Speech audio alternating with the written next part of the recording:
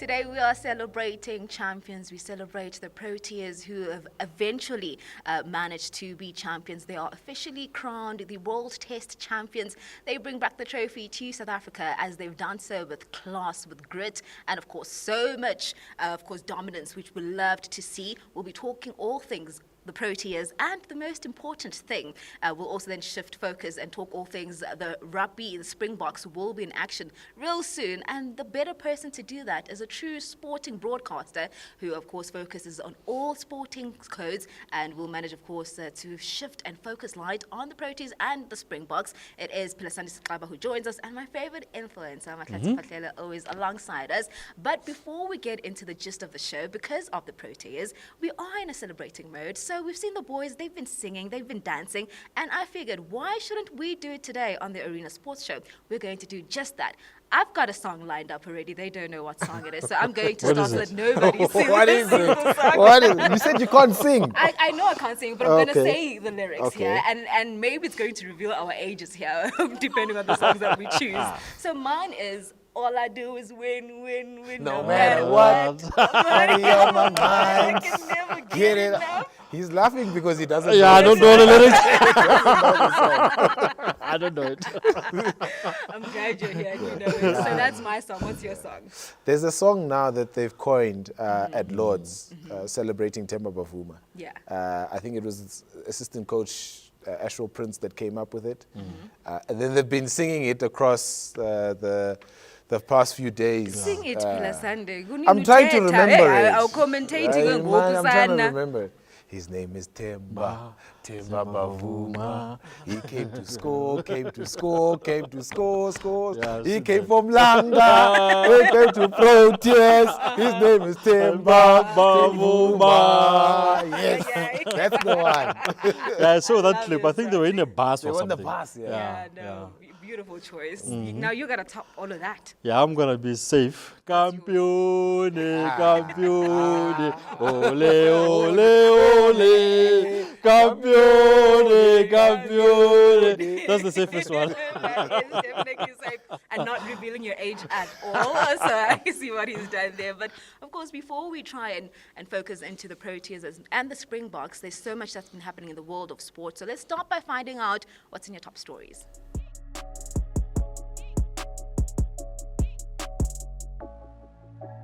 Springbok coach Rassie Erasmus has called up former Cheetahs prop Bone Fender of Edinburgh for the first time as the team continues preparations for the international season.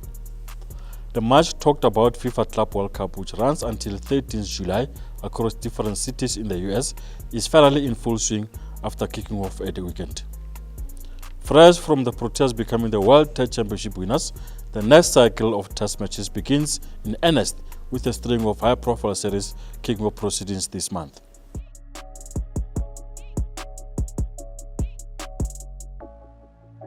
Well, that always makes it a tad difficult to then try and choose a star of the week. We'll start with you this time around, influencer. Who has impressed you in the past few days? I'm going to go with Aiden Makram, just because of the weight of runs. Obviously, special mention to Themba and the team as a whole. I think it was more or less like a strong team performance. They were good with bat, they were good with the ball. Also, some good fielding on the field. Yeah. But just based on the weight of the runs, especially in the second innings, I'll go with Aiden Makram. I think it's a player who we have always been waiting for him to score big as he did. He has been on and off for the long time, and he came through when it matters the most. And you must remember, he went out for a duck in the first innings. Yeah, so he stepped up on a pair. Yeah, so to come back strong the way he did in the second innings, and pretty much a match-winning knock, gave us the first World Championship title, and obviously. It will be a miss of me if I don't mention Themba. I think he's a guy who has been. You can't choose two, bro. Special mention. Special mention to Themba. Yeah, I think. But I mean, we're going to talk about Themba in a bit. Yeah, we will talk about it. Yeah, but I think if you force me to stick with one, I'll go with Aiden Makram. Yeah. All right. What about you, Philasande? Since he's mentioned Aiden Makram and Themba Bavuma, I'm going to have to go with KG Rabada. 9 for 110 in a World Test Championship final. at Lords, the occasion, the pressure, coming into that game under enormous pressure. It just proves that he's still a world-class performer. Whether he comes from the back of not playing any 4-day cricket or test cricket, he comes in straight into a one-off game. He performs the way that he does. He's one of 3 players on the honours board on the home and away dressing room. So that's an achievement on his own. So great to see him perform the way that he did, and especially after the sort of scrutiny that he came under going into that test match. I saw someone on Twitter saying he got his lines right. Yeah. There's been a lot of those jokes. There's been a lot of those jokes on Twitter. But I mean, talking about KG, I mean, you influence, so we spoke about this when we were previewing it, in terms of sometimes you need to be, pushed against the wall a little bit, because now that's what we get to see. I mean, we see it as well in Formula One now and again, where the best is pushed against the wall, and now it's the time for you to step up. You don't crumble under pressure. And I think that's what Rabada has done. And I like that, Clauiee, when you look at this South African side, it's not just him. Themba Bavuma has been in a similar situation where there's been a lot of criticism. And I think that's good. Criticism is good, whether, what kind of criticism it is. It gives players a thing to aspire to say, look, whether directly or indirectly, I still want to prove these people wrong. And I think that will always define KG, is that he stands up when he needs to stand up, and especially when no one gives him a chance. This one is from you, influencer. It's a follow-up, and it comes from you. It's a screenshot that you sent to me, and I want to find out what he thinks about it, right? So it's an article that influencer shared with me. So this gentleman says that South Africa, they're not a great team, but they have just beaten one. Markram is not a great batter, but he played like one. Bavuma is not a great captain, but he has won a great victory, one that may turn out to be the most consequential in the team's history. And I want to find out your thoughts on this. Absolutely. I mean, when you look at that, I don't think Themba will be likened to a Graham Smith ever in his career. He'll never be, in terms of the kind of reps that he gets, he'll never be a Graham Smith. And I think that speaks volumes in terms of how he's been able to lead this side. Markram, like you said, Mahlatse, he's that guy that we've always waited on to perform at big stages. He finally has. He probably won't be likened to Matthew Hayden's or any other kind of opening batsman, but he did the job. And I think this victory will resonate and speak to generations of future cricketers, where they can reference and say, the first ever sort of final that South Africa got over the line in was a World Test Championship, and Themba Bavuma was there, and Aiden Markram was there. And also I think the key thing now, talking about the team, the question marks will remain as to, can really this team goes on and dominate World Test cricket for the next 5-6 years? I've got my doubts, but when you look at the particular match that they played last week, they did enough to win the World Test Championship, and we must never talk down to that. I mean, they've done fantastic, and I hope that obviously I'll say tomorrow, but when the team came back, there must be a lot of people at the airport to welcome them, because they've done very, very well. Sometimes in elite sport like this, you deal what is in front of you, and they face a situation and they dealt with it. And I mean, if you look at the context of the match, overall, at most stages they were actually behind that match. And they came back when it matters the most in the second innings, and then they did very well. So I think there's a lot that will need to happen between now and then. And also, if you look at the future toss program, we are not playing enough test matches. I think the next test match they're going to play sometime next year at home. So I would have loved to see them getting back immediately, maybe in 2 months' time or 3 months' time, to play an end of year tour here at home or even away. It has happened once in a while. So those are the issues which will become the bigger part of the picture going forward. But for now, we are happy with what they've done. It's just an issue of maybe we'll have to wait and see how can they progress going forward. For sure. And I mean, gentlemen, we look into then the batting unit, right? I mean, you look into the past few years, it really has been a weakness for us in terms of the top order. So how do you rectify that going forward? I think it's still a work in progress. I mean, when you look at this South African side over this past 2-year cycle, I mean, they were, 1,400s scored by different players. And it speaks volume to how improved the batting has become from a South African point of view. When you look at the previous regime in terms of how, the coaching staff and those players that were there struggled to get big test match hundreds, and to win test matches, you need to have guys that score hundreds consistently. This cycle we saw it, if you from different players, whether it's Aiden Markram, whether it's Tony Dezorzi, whether it's Viad Mulder, whether it's Temba Bavuma, Calvin Rayner has got hundreds, Ryan Rickleton, Dean Alga at the beginning of the cycle. So when I look at it, there's good players also coming through the system. When you look at the next crop of players, the squad that is going to Zimbabwe in a few weeks' time is also exciting. It consists of guys that have tasted international cricket, but also have done well at first-class level here in South Africa. The likes of Matthew Bretzke, Dewald Brevis, Luandre Pretorius. That's the next crop of guys that have now been able to, show that they can score big runs domestically, and we can only hope that translates to test match runs as well. For sure.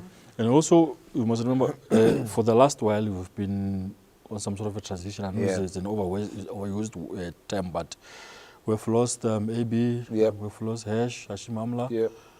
We've lost Dean Elgar, Faf du Plessis. I mean, so those are the players that were the mainstays of that Proteas top and middle order, who scored a lot of runs for the country. And if you lose the type of quality like that, you are always going to be found wanting. And they've experimented a bit here and there. I remember there was a stage where Kicken Peterson was a shoe-in. Now he's nowhere to be found, and those kinds of things. So there's been a little bit of tweaking and changing things around and all the stuff. But I think now the coach has really found the core team, or the core group that can take us maybe for the next cycle. The issue here is that it's important that they really need to try and push, so that we can try and qualify for the next final again. It's not going to be easy, but it's pretty much doable. No, 100%. And then when you look into an all-rounder, Marco Jansen, his impact with the Proteas side. Talk to us about him as an all-rounder. Quality, and I think when you look at a Marco Jansen and his performances, there was a crucial period in his career, I think it was last year, when he didn't play a lot of cricket and went through a conditioning block where I think when he came back, he gained an extra yard of pace. His batting, sort of elevated a little bit because he was able to, find a block in a very busy schedule to be able to look after his body. And you can see the results now. I mean, he's one of the leading all-rounders in world cricket. And when you look at his performances, whether it's red ball cricket or white ball cricket, he's done extremely well in conditions that people don't really give a lot of chance to. He's a great asset. Whenever you have a left-arm fast bowler who can swing the ball and bat lower down the order, he's a great asset for any team. When you look at some of the players that have gone in the past, not quite Jacques Callis, but not quite Jacques Callis, but when you look at his performances, he still gives you that kind of balance that Jacques provided this test side. If you compare him to some of the leading all-rounders in the world, the Ben Stokes does the same thing for England. Pandya for India. Pandya for India. Nitish Kumar Reddy now, who's doing really well for India.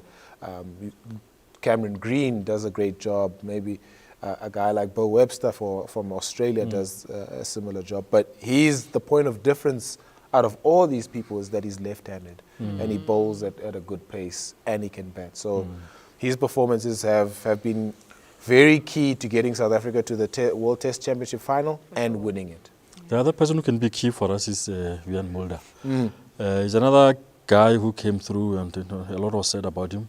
I think I remember there's that classic picture of him at the Lions dressing room, still wearing his school uniform. Yeah.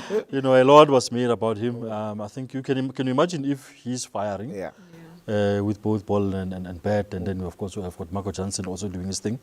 They can be very, very good assets for us, going forward. So. I think we're good in that all-rounder kind of a situation of not quite Jackalis as he says, but no pressure to the guys because, as they say, there's only one Jackalis, you know. Yeah. And then when we look into South African cricket, Philasande, and I'll ask you this because you've been so close to the cricket fraternity, it's always quite remarkable to see how you're able to spot a 13-year-old. You know about a 7-year-old that's coming up, and they're already within the ranks of the conversation. You're talking about them already. What do you think that you guys get that right? How do you get that right? I think it's just spotting potential. And it's difficult sometimes because, as a coach, sometimes you look at a player and you say, this guy can be something in the future. England do it a lot these days, where they pick guys now that aren't even playing county cricket consistently for their counties and say, look, we believe that this guy is at a level that is higher than what county cricket offers or 4-day cricket offers here in South Africa. And I think it's important. We saw it with Tristan Stubbs, where he was plucked out of sort of playing semi-professional cricket in the Eastern Cape. And Robin Peterson said, look, this guy is going to be a world beater. And he gave him opportunities at the Warriors, and, as they say, the rest is history. So I think it's about making sure that you spotted one, but also give enough opportunity for it to progress and learn and get to a level that you believe that it can get. Guys like Vian Mulder are a classic example. He's been given a lot of opportunities. Some he hasn't taken in his early careers, but you can see now why people spoke about him as an 18-year-old, 19-year-old, being able to play for the Proteas one day.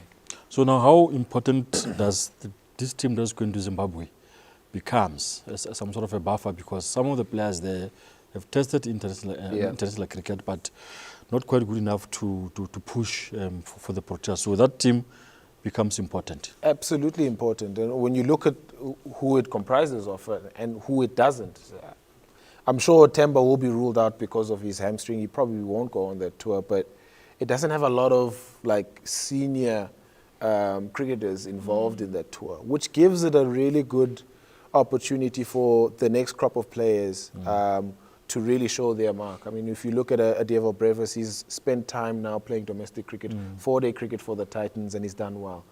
Luandre Pretorius has scored 100 in a 4-day domestic final. That gives him confidence now that I can do it in a pressure situation where I'm not expected to do well, but I have done well. So he can take that confidence. He's also coming from an 8 tour to the West Indies, where he performed really well, and South Africa did well there. And those players are so important to be given an opportunity when the senior guys aren't there, to be able to say, look, we might not have Temba in the future, we might not have Aiden in the future, because of the landscape of how international cricket is going with the leagues that are cropping up everywhere. We're seeing retirements left, right, and center earlier than usual. So these guys are so important in making sure that they make the next step up for when Natemba is not there, for when Aiden Markram is not there. I know you're a test cricket aficionado. Give me 5 days, I can sit on the couch, Clauiee. I am sure, obviously, T20 is the buzz thing now. I love T20. You see, I told you about P2K. I told you about this problem, legend. Listen, don't hate him. I don't have 5 days, okay? No, I'm not hating. So that's where obviously players go make money and that kind of stuff. But just from a South African perspective, I mean, it must be pleasing to see a kid like David Brevis desperately wanting to play Test cricket. I think someone said it a little bit earlier on this past weekend. I think it might have been Aiden Markram. he said their role in making sure that they win this World Test Championship final is twofold, because yes, it brings glory to the country, but it also inspires the next generation to prioritize Test cricket. Yeah. He also spoke about making sure that you have to be desperate enough to be able to earn a Test cap. And I think Devo Brevis has shown the desperation to earn a Test cap. He's been part of a select few squads in the past in terms of Test cricket, but having gone back to the Titans and said, I'm going to dedicate a season towards pushing for a Test cap, and he's put in the performances. He scored big hundreds when it mattered for the Titans to win games, and I think it's inspiring to see the young generation, because it's volatile. I mean, we speak about players now retiring at 29, 30 to go play league cricket all over the world. You know, so international cricket isn't held as in high regard as what we used to when guys like Makhaya Ntini were still playing, Jacques Callis was still playing, and Alan Donald was still playing. You know, there's so many other options now of cricket that youngsters aspire to, and especially with the amount and the volume of T20 cricket that's been played around the world. It's so good to see youngsters say, I'm going to graft hard here in the country and make sure that I earn a Test cap. And you can see also there's pressure from ICC that, for example, when IPL plays, nobody else plays. You see, the whole 6 weeks, nothing else happens in that 6 weeks. It's true. So yeah, that just shows you how crazy these things are. No, 100%. On a bit of a lighter note, one of my favorite cricket broadcasters, Lisego Bua, who I think is absolutely fantastic. I saw she's been covering it as well, so that's been great. So I want to find out from you how you celebrated. Who did you call? Because I know you also work with the Makhaya Ntini. You'll be talking to Temba like he's your best friend. So who did you call when eventually now, okay, we are champions? It's funny enough, I was in studio with Makhaya Ntini, so we were doing... You must have been the You loudest. know, it was, you understand how loud it can get, you know. So yeah, it was great to celebrate with a guy like that. You know, he's been there, he's done it, he's seen it all. 390 Test wickets in 101 Test matches. This victory is as much of a victory for him as it is for Temba and everybody that KG and them that were actually at Lords. So, you know, funny enough, I was with Makhaya in studio, trying to start a rap show of this thing, and it's impossible to start because he's hugging and singing and you know, it was a great moment, and I think a moment for me will live long in my memory, because I'll be like, okay, I did that with a Makhaya Ntini. Oh, dude, who else can say that? I mean... I know. I mean... Yeah, I mean, you brag different. Yeah, like... I'm in a different bracket. Yeah, no.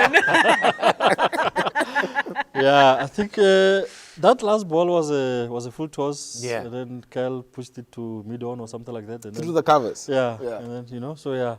What was I doing? I was watching on TV in the office. What were you doing?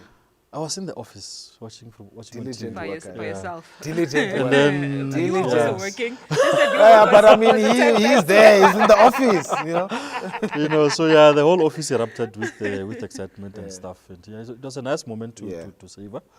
Yeah, so like you're saying, I mean, it's good for the country, and also it's good for the game in our country, that young players must really understand that Test cricket is still the thing, and they must aspire to play Test cricket. Lungi Ngidi. I like Lungi, right? But I always have a bit of a tiff with Lungi in terms of the consistency. What have you made of him? I mean, I've had so much expectations. Lungi has been in the space for the longest time. So I think maybe I'm being emotional, but I had expected just a bit more. Yes, it's great that he's won it with this team. It's fantastic. But in terms of his progression, his career, how do you assess it? I think Lungi is one of those guys, and I think Mahlatse will know a little bit better about him, you know, seeing him come through at Tuks. I think he's one of those guys now that is beginning to understand his body and what it can and what it can't do. I don't think that a Lungi can play 3 Test matches in a row. His body probably can't handle that amount of strain. He was also one of those guys that were were coming into a bit of a selection debate and debacle ahead of this test match because he hadn't played any test cricket in the season. He went through a conditioning block to be able to get his body up to standard and the rigors of international cricket. It was great that he didn't play a lot of games for RCB at the IPL because it meant that he was fresher.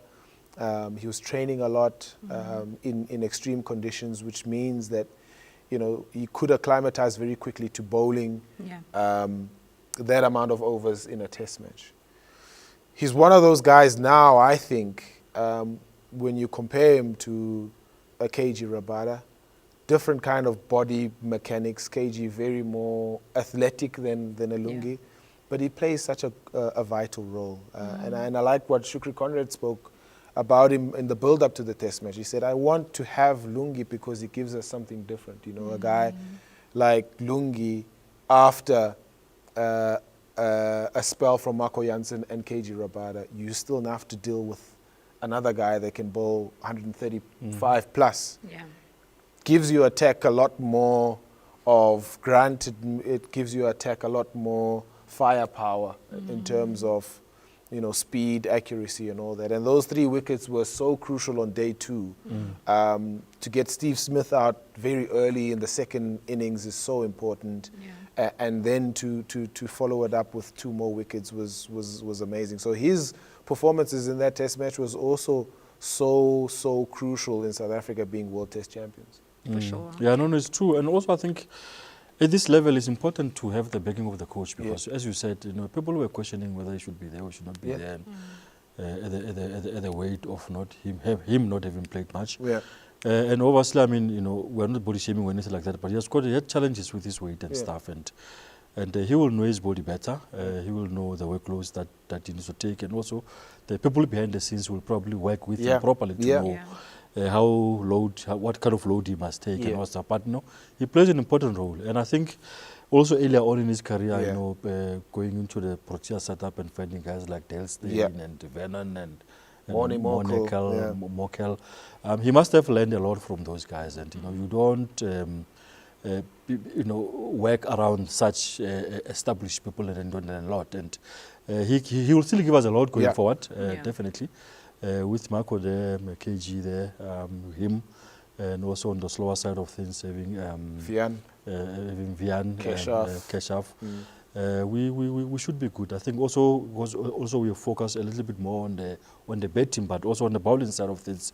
We look very good. And there's still the guys who are going to Zimbabwe, who at any time can come into the picture and help us. So I think we're okay. I just want to see them consistently over this next cycle doing it. And if we can go to the next final, I'll be very happy. We definitely would be. And just to shift focus a little bit, one thing about Philasande, I mean, I touched on it earlier on, that he's an all-rounder. I mean, you talk commentaries, they commentate and they breed us differently in the Eastern Cape. I just want to say that. They breed us differently in the Eastern Cape. You would know. You know because you went to NMU.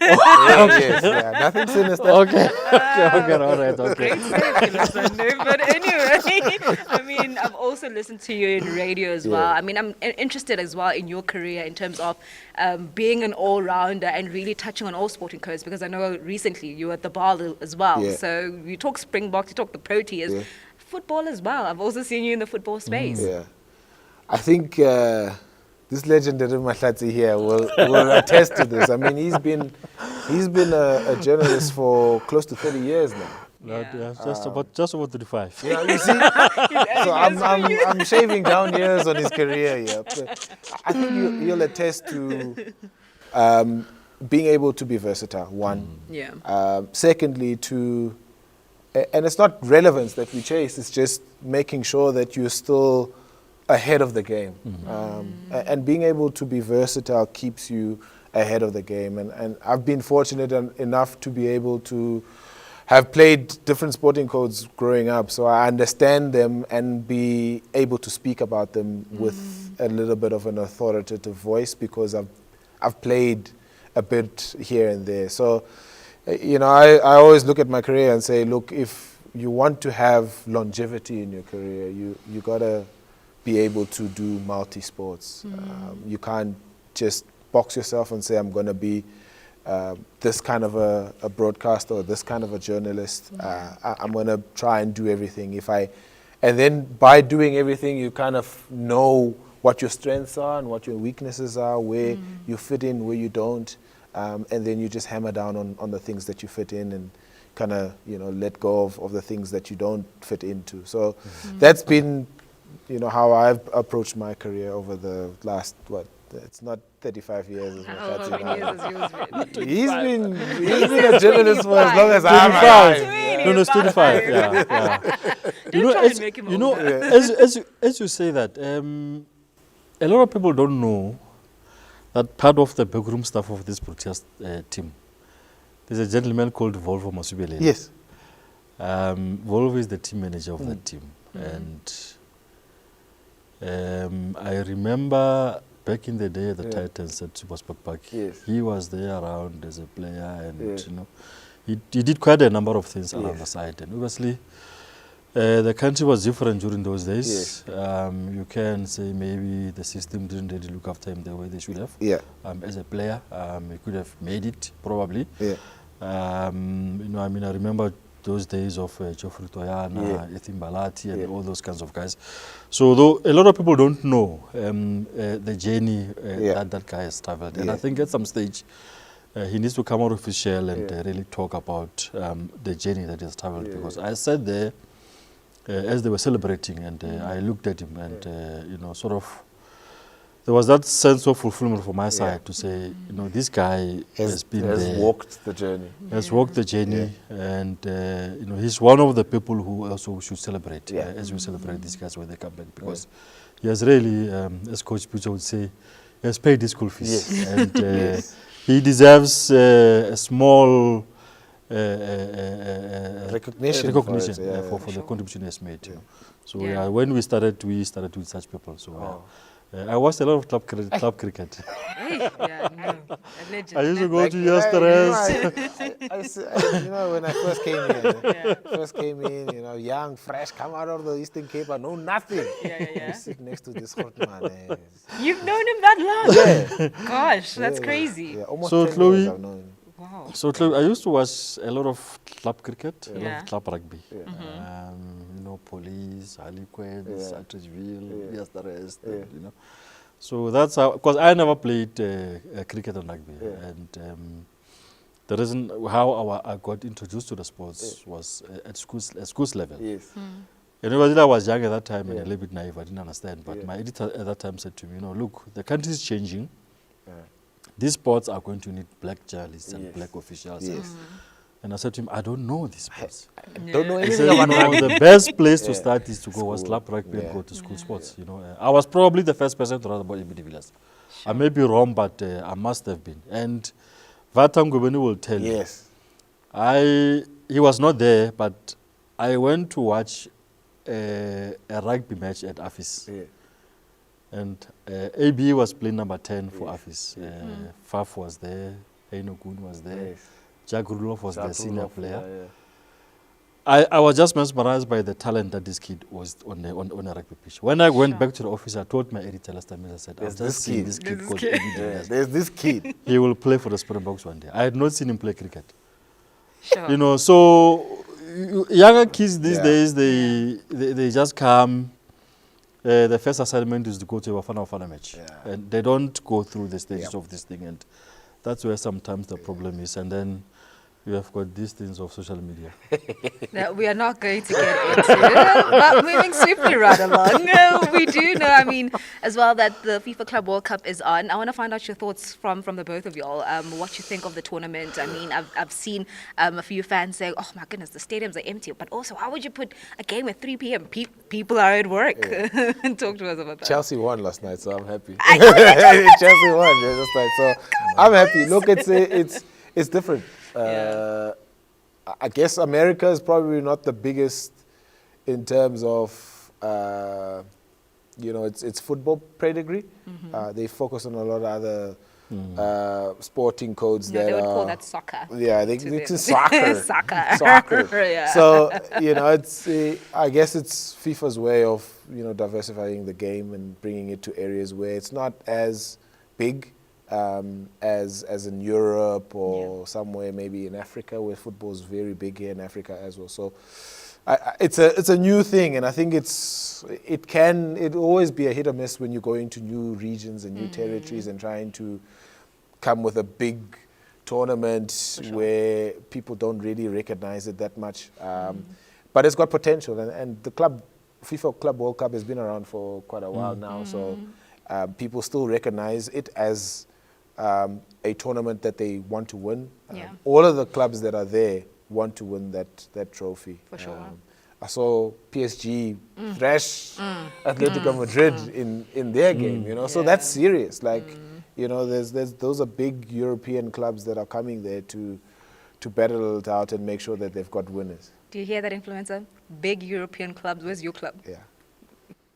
Which one? Where's Arsenal? No, but Clorkop is He's there. in Arsenal. Clorkop is there. Yeah. Sundowns is there. Yeah. Sundowns is there. So please. Respect your Arsenal will be there next season. Shame. That's your story all the time. It's a Bible verse every season. Exactly. For me, I don't know what to make of this thing. Whether we like it or we don't, FIFA will push it. It is happening, and it will continue to happen. Yeah. My main worry is just is the scheduling. Yeah. If, for an example, if you are a Portuguese player who just now finished the season, you went into the Nations League, played matches there. Then after that, immediately, no break, you're going to play in this thing. If your team goes to the final of this thing, you get 2 weeks break, and then the league is starting. Yes. And then when you are trying to play in the league, the Euros are coming. Yeah. Just imagine the Sundowns players. It's the same thing. They just finished the league, they win the final of the Champions League, 2 weeks break, go to the US, they come back. To another 2 week or 3 weeks break, and then the league starts as they want to get going in the league. AFCON starts. MTN 8. So it's I don't know. It's Maybe nice to watch football and all those kinds of things, but I'm just worried about the well-being of the footballers, because I think the people who take these decisions care much about the money they'll make. But the less about... Players also make money. Well, the players will make money, but there must be a balance. At what cost, My legs are finished. The legs will be finished. And then this can actually have an impact on the quality of the Euros and AFCON. Because you'll have tired players in those tournaments. So, time difference issue, well, it is what it is, tonight, I think... 2 a.m., up at 4 I'm just like, guys... for the first Sundowns match, we're going to have to set our alarms to wake up at 12 to watch this thing. And at least a few of the Sundowns matches are earlier, so which is better. And also there have been 9 kickoffs. So it's not bad. But I don't know what to make of it. But, it will happen whether we like it or not. I'll let you think about it as the tournament progresses. Then you let me know when it's done how you feel. The other day, team was hammered 10, Because there will be a lot of mismatches. That's a Bayern machine, Just to wrap it up quickly, the Springboks will be in action, Philasande. It's always great to have, of course, the Boks back in action. Your thoughts ahead of their test? Different squad, and I think Rassie is trying to make sure that there's a supplement to the aging players. He rattled out a couple of injured players that are not going to be involved in the first 2 or 3 test matches of the season. Guys like Lucanio are struggling with injuries, and they've plagued them throughout the season. He can join you in studio. We don't mind. Please, he must come.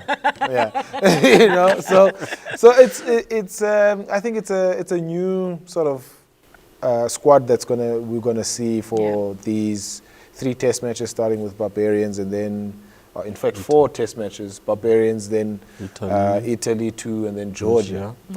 Which is exciting because there's a lot of talent in South Africa that needs to be seen at a higher level. So it's going to be interesting what the first match day 23 is going to look like. Yeah, 100%. Quickly add on that, influencer. We literally have about 2 seconds. Is it? Yeah. Are we done? We're done. We've run out of I think time. we're going to have to extend our time because Philasande is here. Because of me, I'm going over time. We need overtime, Chloe. Yeah, I mean, in football, there's extra time. And no, I think I'll just share the sentiments. I think it's important. For me also, as we start building up to the next World Cup now, it's going to be interesting to see which of the senior players will be falling away by the wayside. We've got this team is aging now, but knowing Rassie is a mad scientist. He will find a way how to blood in the younger players and how to. And I think we've had a number of players who have went to the 2 World Cups and. We should manage them falling by the wayside as we go forward. I think Rassie will do the right thing. Those that he feels, won't be quite make it to a World Cup. For sure. They will have to be spoken to very nicely. We'll have to celebrate them properly. Then while the younger players are taking over, because we have to blood in the younger players as we move forward. But for the squad that is selected now, a lot of new faces. It's quite an exciting team. Yeah.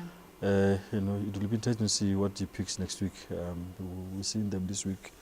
They're here in Johannesburg for a camp before they go to Cape Town for the Barbarians. So it will be nice to see what happens there. But the Springboks, it's not the team that I worry much about. No, that's one those team ones, that you never worry about. Those ones, a well-oiled machine. Well-oiled machine. I completely agree with you. The Proteas have done themselves a lot of favors. They've been on my black box. They're coming now. You were ready to write skipping colors. They're on yellow now.